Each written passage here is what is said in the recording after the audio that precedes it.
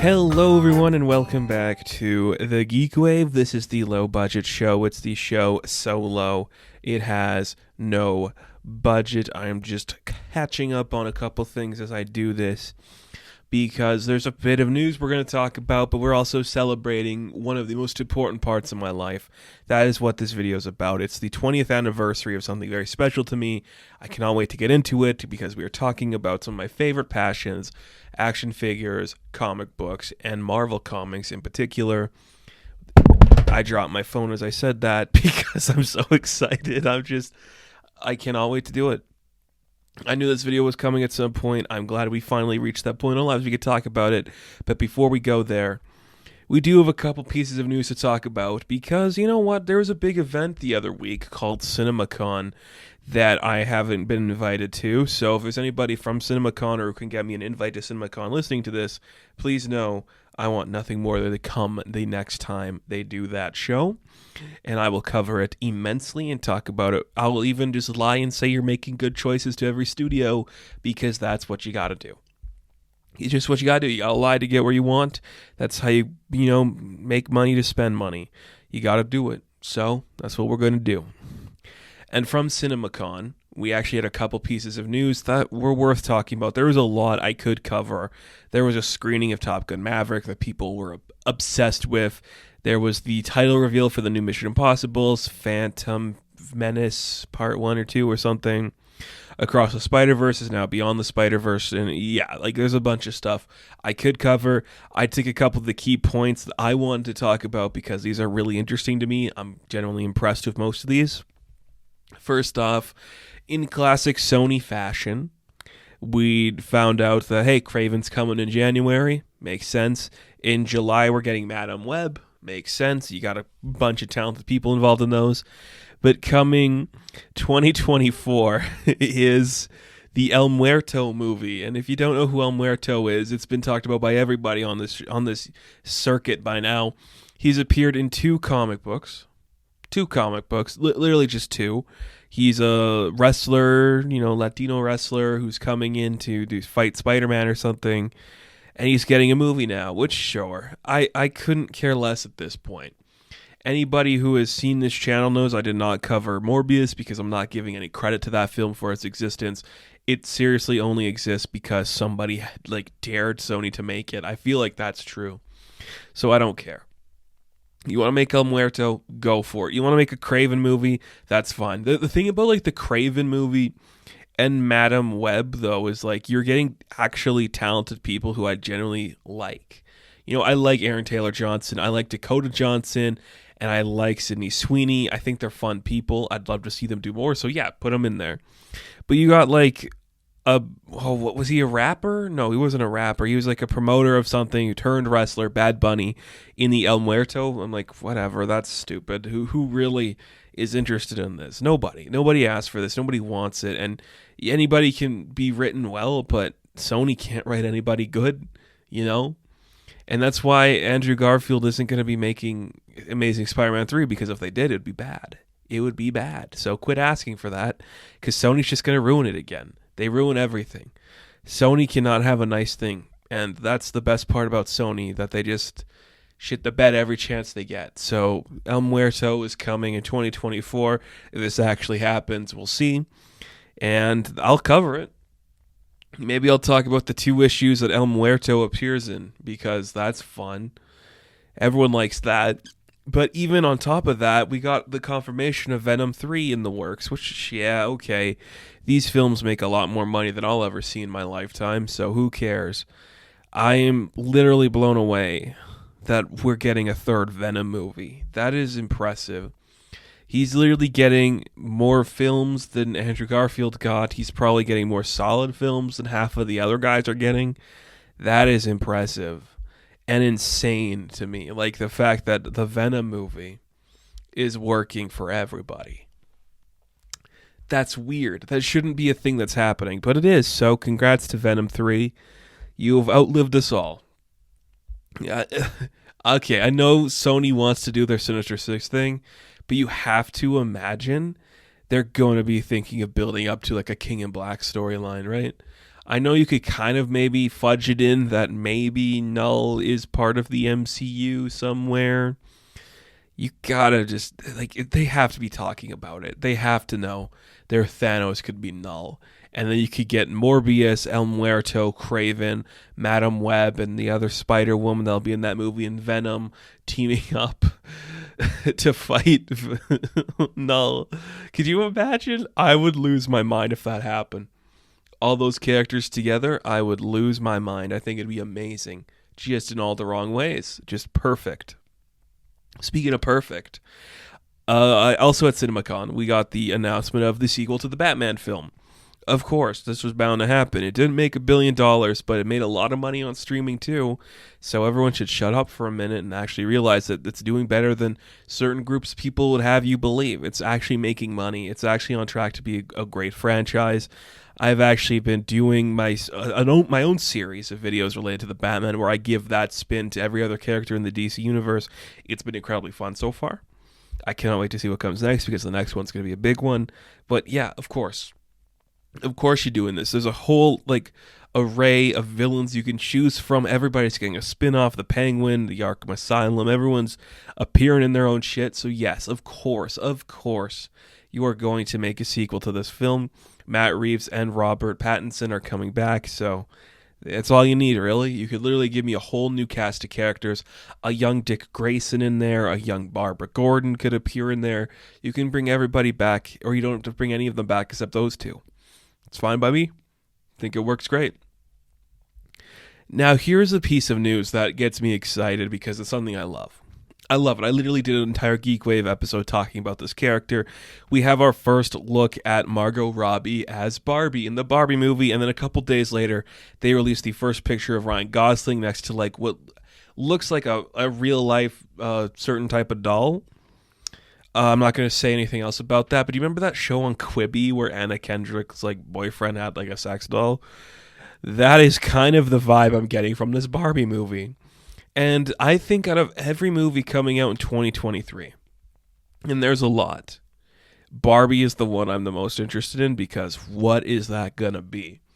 Because just from the two shots we've seen, yes, Margot Robbie's in the nice pink convertible. It's fun. But then you got a weird depressed looking Gosling next to some weird doll. I don't know what's going to happen. I thought after just seeing that picture of him, I'm like, oh, they're going to weird science this up. It's going to be a doll that comes to life and she's suddenly going to take over the world. But I'm also Margot Robbie's a talented actress and she's not just going to play a role for her looks. And Greta Gerwig is a very smart creator and director. There's going to be some hidden depth to this Barbie movie that I cannot wait to see. And it's super exciting that it comes out on the same day as Oppenheimer because given the choice, I literally mean this, I would rather see Barbie than Oppenheimer. And what I love about this too is that every single person in Hollywood is in either of those films.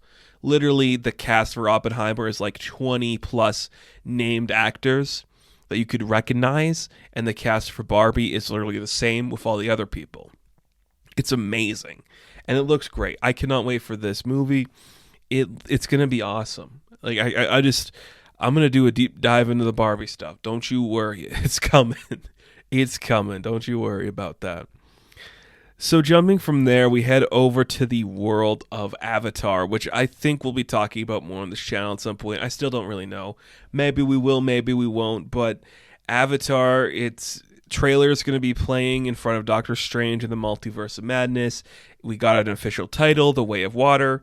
Okay, that's fine. I don't think anyone's going to really be upset about any of this. It's too late to care, really. The technology has caught up to what that first film did, and there's nothing special about going back to the sequel now. I do like that they're re-releasing this film because there's an entire generation of, I think, film fanatics who are close to my age, maybe younger because I'm a little bit older than some of the people doing what I do, who maybe haven't seen Avatar or didn't see it in theaters, so you didn't get that full cinematic experience. Because love it or hate this movie, and I don't really have an opinion on it, this film does have a quality that's speaks to the theater experience.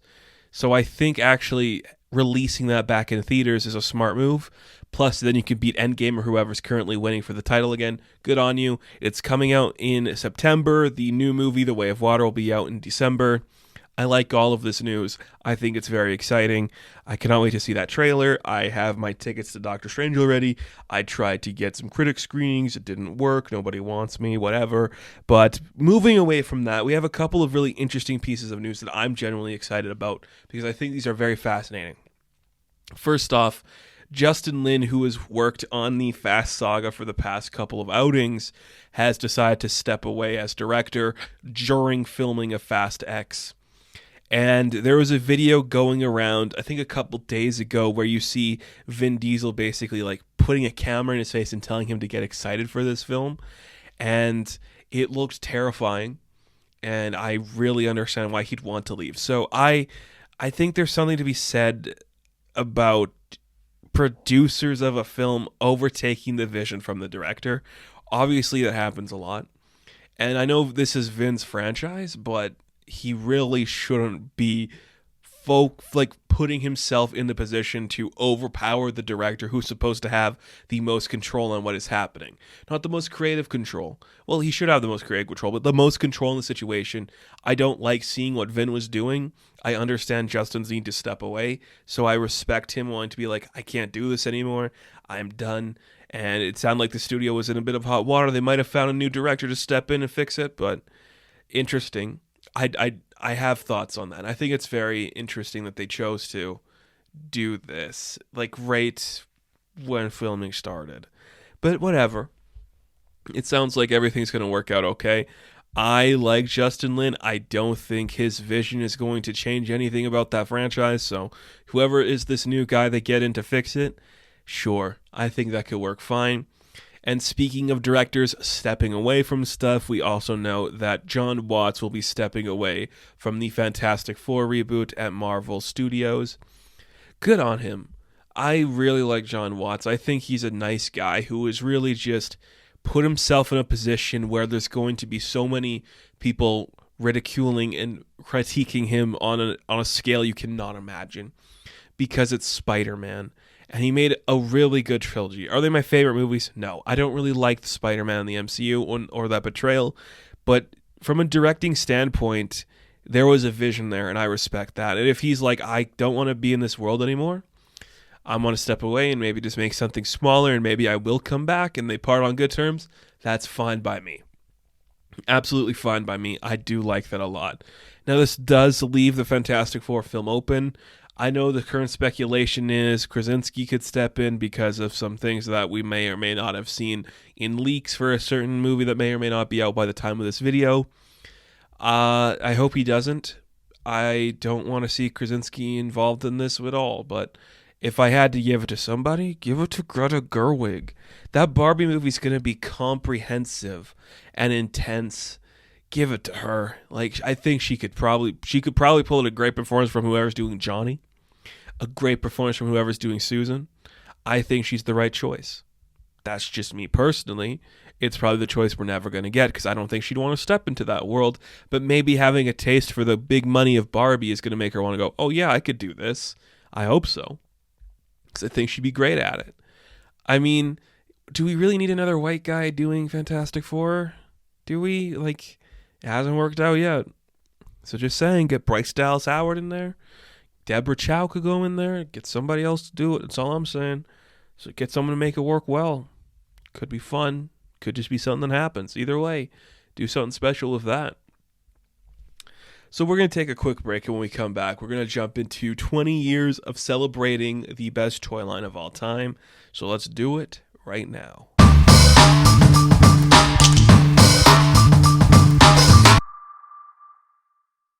As I'm sure most of you know who watch this channel or have seen any of my videos on YouTube, you know what this company means to me. You know what this brand means to me. You know what this idea means to me. Marvel Legends is my main toy line. I know I'm not the first person to say that, and I'm not going to be the last. It is the biggest toy line out there. Anybody who collects action figures at some point probably has had Marvel Legends as their influence or their starting point. but I wanted to just take a moment to talk about this franchise because I really think it's important. And I love that in 2022 we can celebrate 20 years of this toy line because there's been a really interesting history for it. Like seeing its evolution and what it has become and how it's changed and morphed. It's really fascinating, and I honestly enjoy it.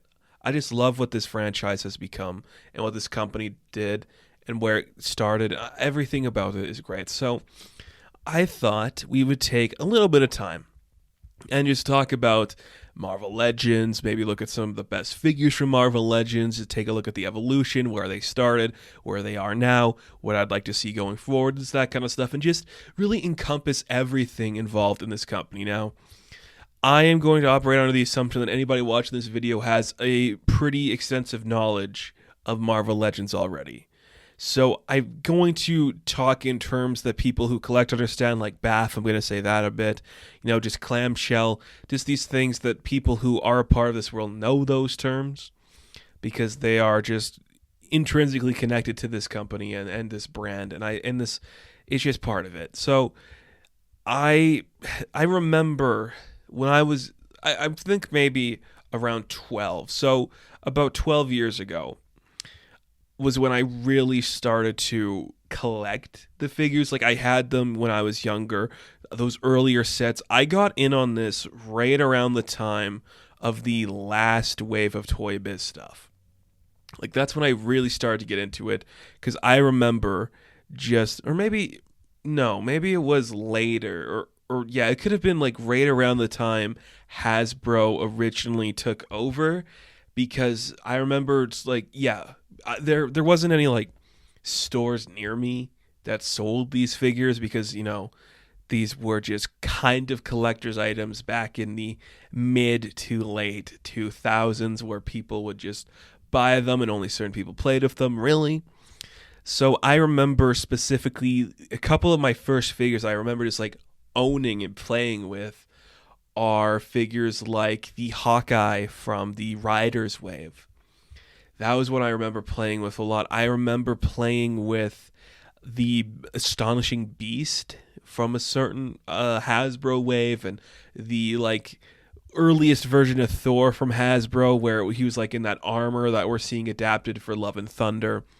Like that's when I started to get into it. And I had like the Ultimate Captain America from Series 8, and I had like a couple Spider-Mans thrown in there, and I think I had an Iron Man from Series 1.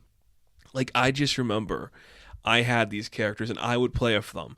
And that's when I was like younger, when I was still, learning about what this was, and I didn't know anything about it really. And then suddenly, you hit that age where people are telling you they're worth things, and all these guys are popping up on YouTube, and you're like, wow, there's a whole community out there talking about these action figures that I'm playing with. And I am just obsessed with that. I really just liked that world. And I think seeing some of those guys really got me inspired to continue buying these things and actually start collecting them. Because that's what this was to me. It became a collection. This was my first part of the collection, and from here it spiraled into other things from Hasbro and from NECA and from Diamond Select and from Funko. Like, it started with these figures for me because I was a fan of Marvel and I wanted to have them in my hand. And the thing I still stand by, and I say this every time people ask me about it, is I don't like collecting statues that much. I have some DC Bombshell statues and some Diamond PVC stuff, but I want the intrinsity where you can like hold something in your hand and shape it in a way that only you could do. So that's just a feeling I like to do, where it just like move things in a different way. So when you have an action figure and you can pose it, you can display it on a shelf in your own way, that's something I enjoy doing and I enjoy seeing. And I think Marvel Legends really just started that idea that you can collect these things, display them, pose them how you want, and suddenly you are creating an entire community, an entire world of people who love these things. So, I mean, okay, I guess we could talk about it. There's a couple guys back in the day, they're still doing it today, but I'm not going to spend too much time on this. I'm just going to give them a quick shout out. Guys like Shartimus Prime, who I still watch today. Not everything he puts out, but I still watch and I'm up to date on his world. I remember when I was younger, that's how long he's been doing this and how long I've been doing this. When he was putting out those videos talking about the new releases, that really got me to go like, okay, yeah, this is what I want to do. I want to talk about this stuff. I want to get this stuff. I want to love it. I remember kind of like in the Return of Marvel Legends era when Terrax was the Build-A-Figure and Hasbro was like, we messed up for a bit. We're going to come back bigger and better. That was when I was like, okay, this is a collection now. And I was just obsessed with it and it became my life. And I still think, we'll get into that later, but I think right there at the beginning when it's like the Return of Marvel Legends, that is a wave I love. That is an era that it is so personal to me and I enjoy. So this company and this product and this line has always been something in my life. For as long as I have at least been old enough to have my own thoughts and feelings and opinions where I'm not a kid, I have loved and adored this line. I think everything about it has evolved into something special. I love what it's turned into today, and I love where it started from. So Marvel Legends kind of started in 2002 as like a spin-off or just like an inspiration from the Spider-Man Classics lines from Toy Biz. Basically, those were selling so well and doing so good for Spider-Man that Toys Biz said, why don't we do that for the larger Marvel universe? Because, Toy Biz made a lot of money on those early 90s and 90s era X-Men figures, and the Secret War stuff was Kenner, but those still sold well. Like, Marvel toys were popular, and people wanted them, and people liked them. So there was always going to be a need to have those come out. And I do want to talk about, I'm not going to go through every individual wave of Marvel Legends, because there's over 1,000 figures. We could be here all day. I don't want to do that. But I do want to talk about the first initial waves for the release from Toy Biz because it did something I really love about collecting. First off, it's not environmentally friendly, but I love the clamshell packaging.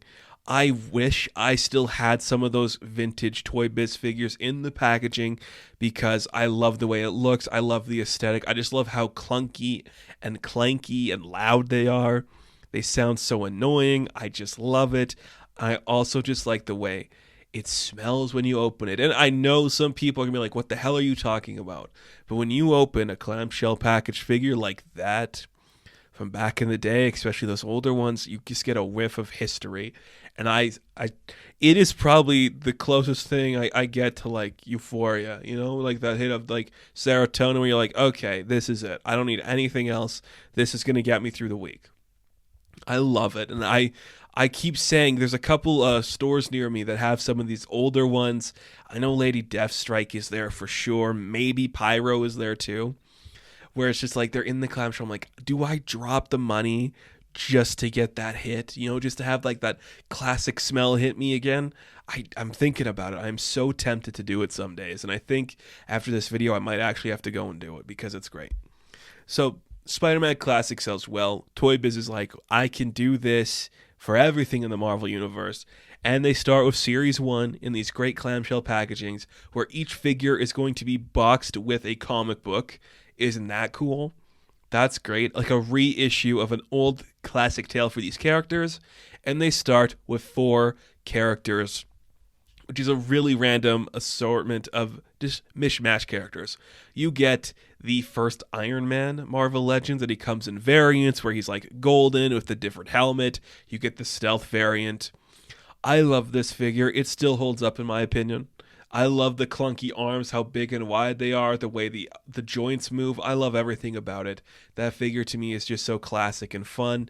You get a really interesting Hulk figure, and it supposedly has a variant where, he's got like the different fingers and they bend a different way. Yeah, of course you're going to do Hulk. That figure, it's fine. Hulk's gotten better. All these characters have gotten better, and I think that's cool. And then you have Captain America, which, of course, that makes sense to me. You'd have to do a Captain America. But from that, you got your Avengers classic characters here. And then for some reason, they do Toad. And the thing about Toad is that after this, there is never another Marvel Legends Toad made. 20 years, there isn't a Toad made. But at the time of this recording, Hasbro has announced they are doing the 20th anniversary Toad figure. It looks nothing like this one, but they're doing another Toad. Isn't that amazing? I think it's like Toad is not like an unknown character, but it's amazing that he only got one figure from like the first wave.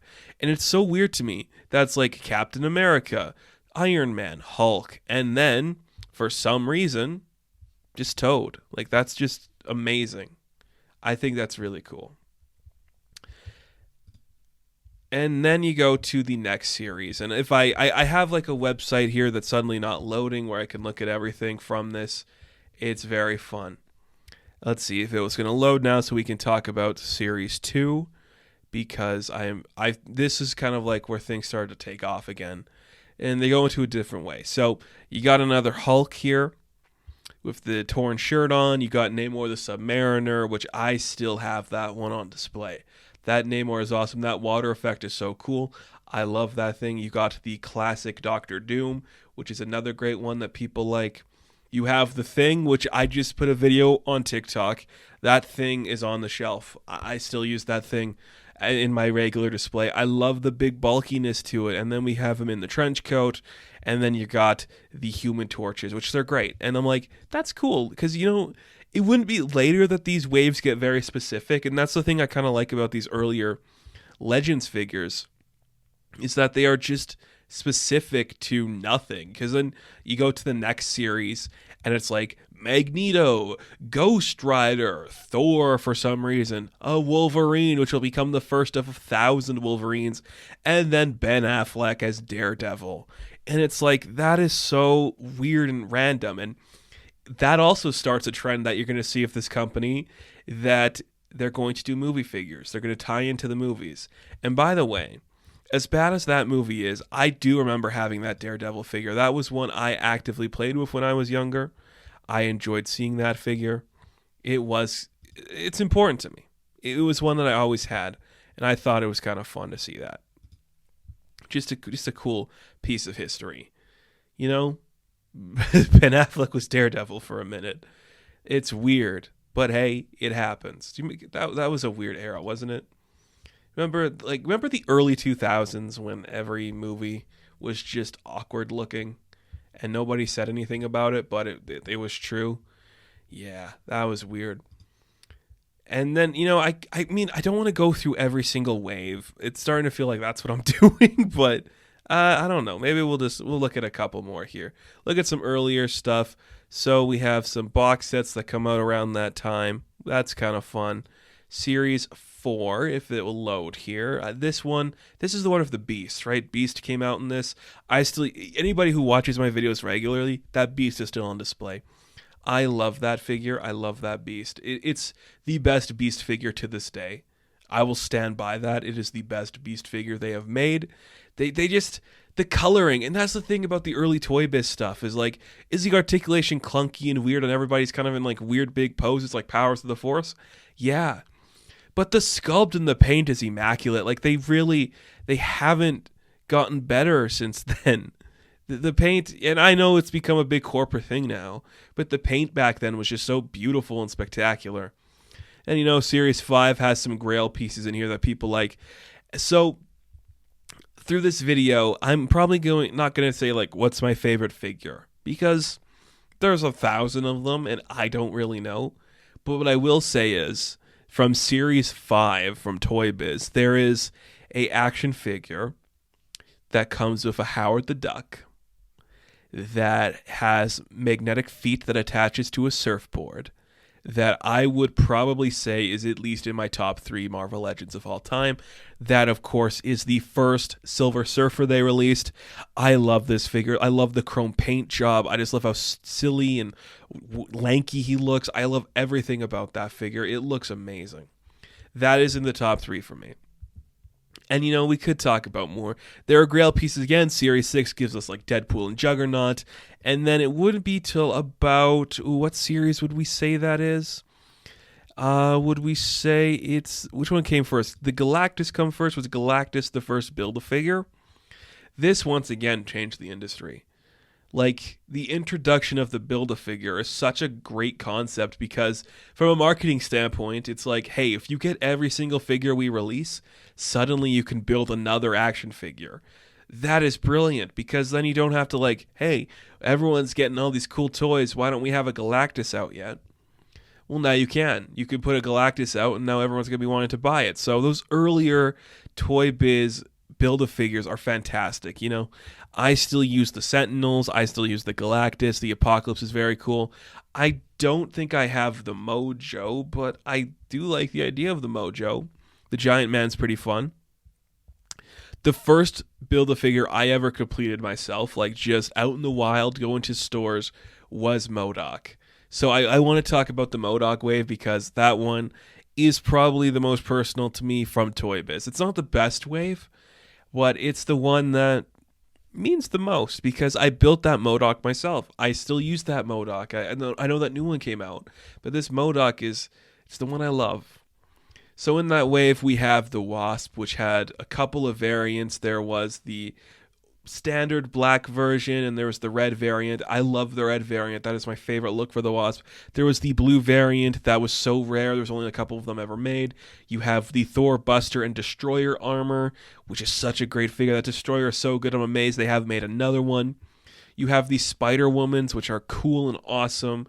I remember owning these, and I got both of them. Like, I have two MODOK heads. That's so cool. And then you had Beta Ray Bill, which was awesome. This is a great wave, by the way. You have Beta Ray Bill, you have Marvel and Genisville, and it's so cool to see them all together. And of course, you have the first Marvel Legends Moon Knight. And you guys know I'm a huge Moon Knight fan, and this figure is great. I love the variants, the silver and the black. They look great. I love this wave. That wave is the most personal to me from Toy Biz. I think it's fantastic. And from there, things take a huge shift in tone because Toy Biz, well, they're kind of done. Toy Biz kind of goes bankrupt. They sell all the assets over to Hasbro, and then we get the Dark Ages. Everyone calls it the Dark Ages, so that's what we're calling them because these figures are just weirdly painted. They have rushed paint jobs. They have weird expressions. They look weird. I don't really like any of them. I actually only use one of them in my regular collection, and that is the Yellow Jacket, but that is only because they haven't updated the Yellow Jacket since then. I don't even know what else I can say about this era of Hasbro because it is just bad. They really just took this brand that people were loving, and it cost more, and they gave these figures just ugly paint jobs and bad releases.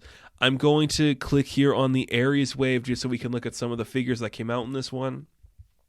The Ultimate War Machine, yucky. The Kang, just awkward looking. That Ben Reilly Scarlet Spider is so weird, and same with that Heroes Report Iron Man. Like, these are just ugly and bad sculpted figures. They don't work, and they just haven't had that thing that makes them special. So that goes on for a few years. Then I think it's about 2011. They really don't release anything because they're like, we're not doing good figures anymore. They release one Thor that kind of becomes like, you know, the start of something new. And then come 2012, it's the return of Marvel Legends, and things are slowly getting back on track. So I do want to talk about both of these waves from 2012 because these ones are very personal to me too. This is when I really started collecting.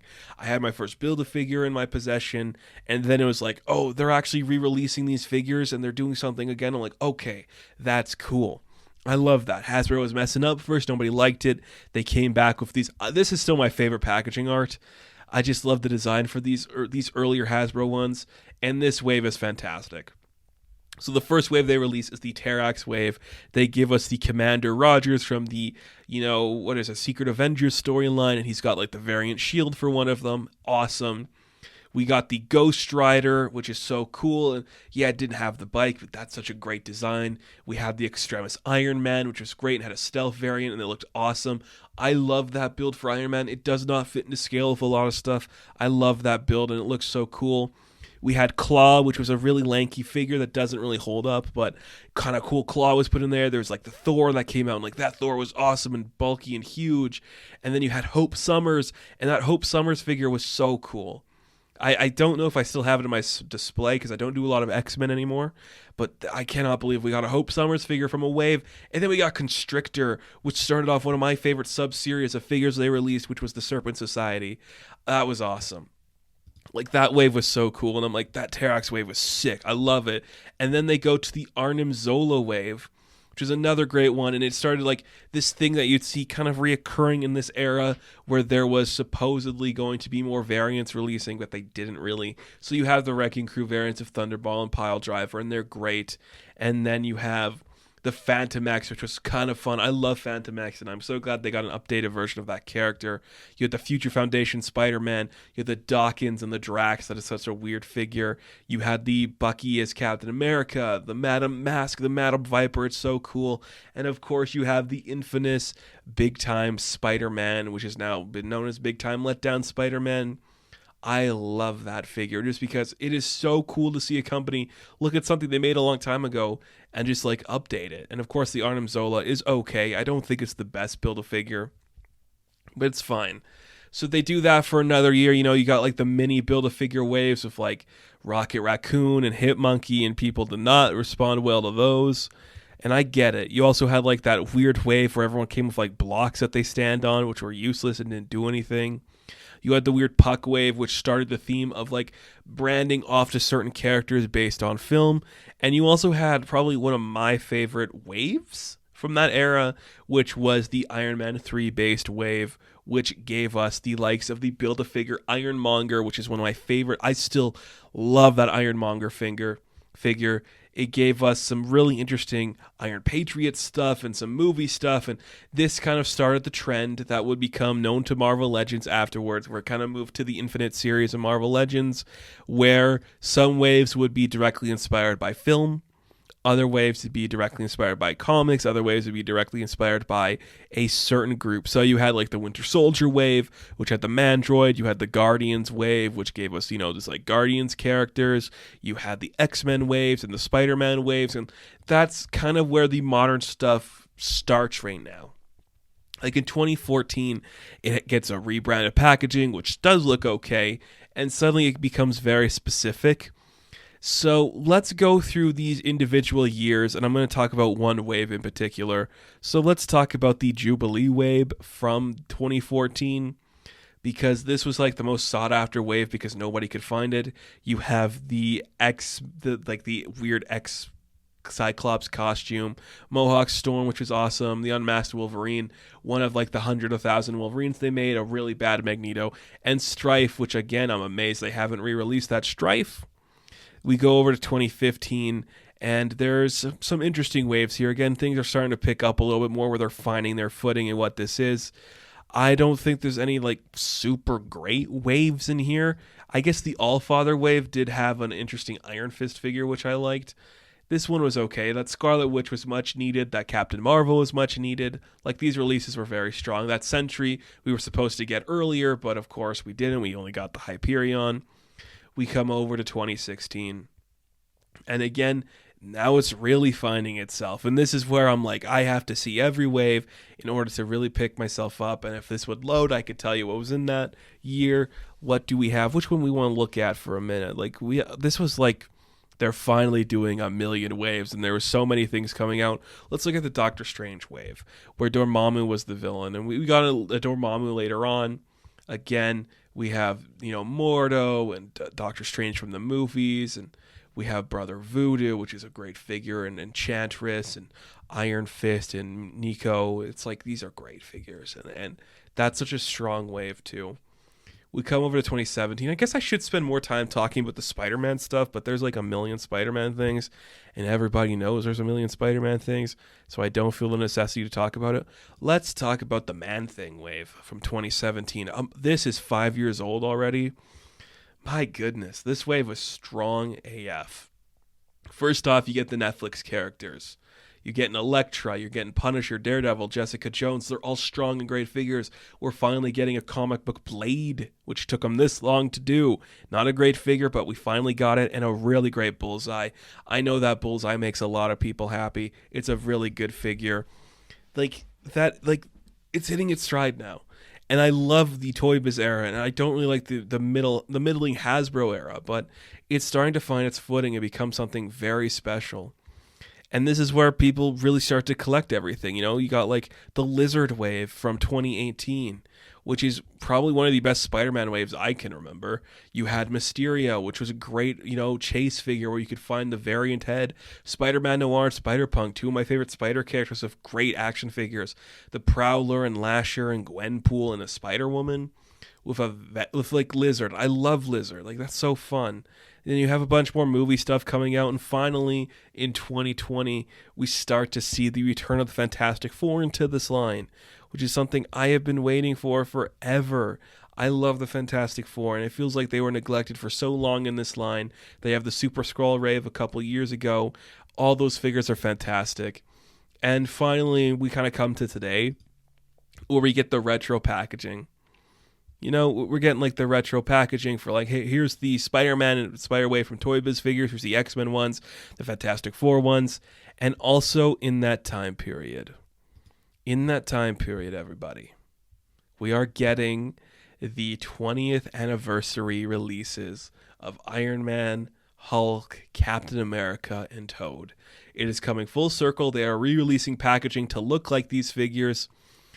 It's cool. Like, this is such a great time to be a fan of these things, and you just see like the love that this team has put into these characters and these figures and how they've evolved over time. Because you look at that original Iron Man from Series 1 from 20 years ago, and you look at the one they're releasing now in these concept photos. It is just amazing. The technology has grown, the articulation looks more solid, the sculpt is better, everything about it just looks cool. And it's amazing. This is how far we've come with this little toy line. And it started off as just like, the off-branch of Spider-Man figures, and now it's morphed into the biggest action figure line ever. Everybody is collecting it in this company, in this industry.